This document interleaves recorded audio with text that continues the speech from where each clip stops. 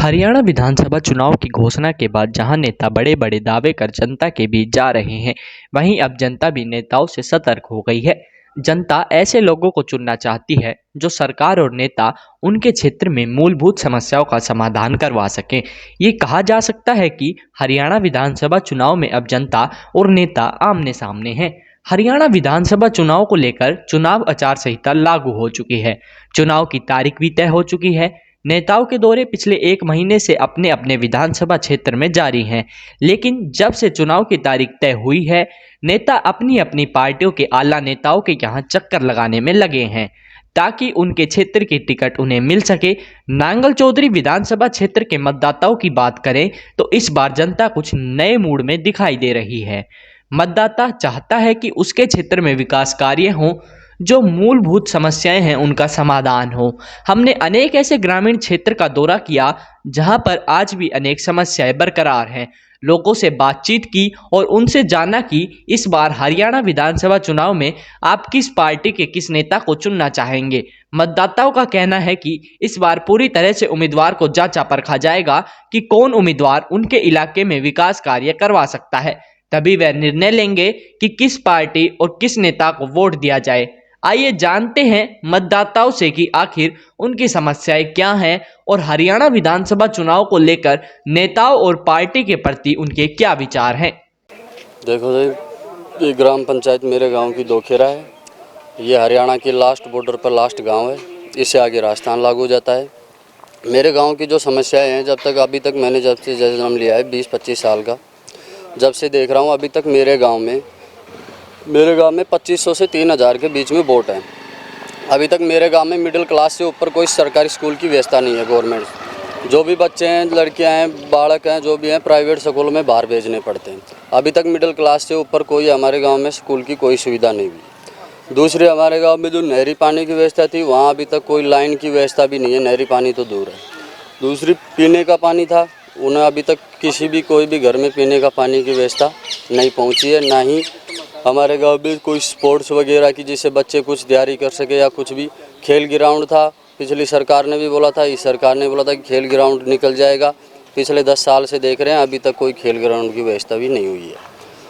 अब हम ये चाहते हैं कि कोई भी सरकार आए, हमें कोई किसी से कोई लेने की बाकी एक तरफा, जैसे बीजेपी हो या कांग्रेस हो, जेजेपी, इनोला वगैरह, कोई सी भी पार्टी हो, हम तो वो पार्टी चाहते हैं जिससे हमारे गाँव का विकास हो, गाँव आगे बढ़े। ये हरियाणा का लास्ट गांव है, पिछड़ा हुआ गांव है और राजस्थान बॉर्डर पे है।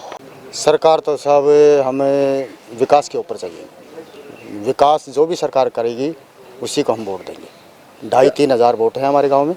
आज तक कोई विकास नहीं हुआ है। 10 साल से नलियाँ जो गली हैं वो भी ऐसी कैसी पड़ी हैं। कोई सफाई का नाम नहीं है। न कोई स्कूल का प्रबंध है, न कोई नहरी पानी का है और न कोई पीने का पानी। स्कूल कितने तक है?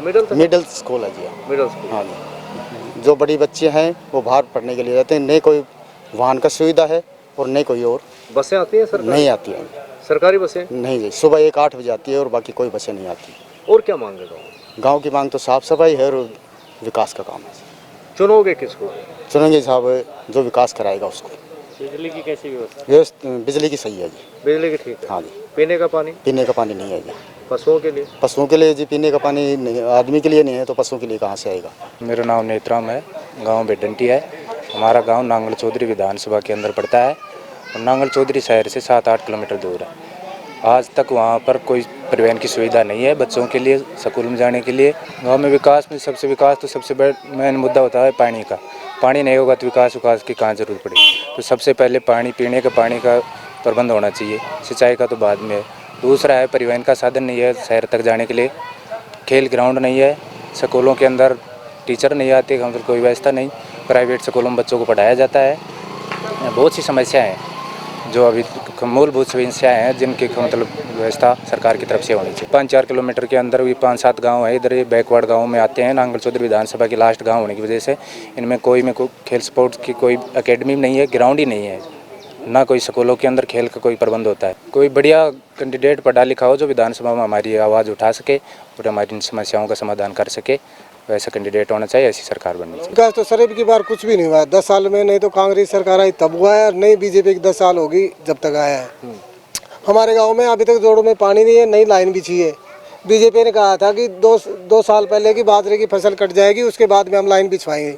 अभी तक वो लाइन भी नहीं है, नई वो पाइप डले हैं और गांव में गलियों का बुरा हाल है, नई रोड टूटे पड़े हैं और आज हमारे यहाँ नई खेल का ग्राउंड है। मांग ये है कि हमारे गाँव का और सरकार का ध्यान देना चाहिए। हमारी तरफ के पूरे गांव का यही काम है। आगे पानी का पीने का है नहीं यहाँ पर, जब भी जो भी लाते हैं 500 रुपये टैंकर से पानी डलवाते पीने का। अभी तक गांव में घर में कनेक्शन भी नहीं हुआ है पानी का। 10 साल हो गए बीजेपी ने वादे करते हुए और कांग्रेस ने भी यही वादे किया था।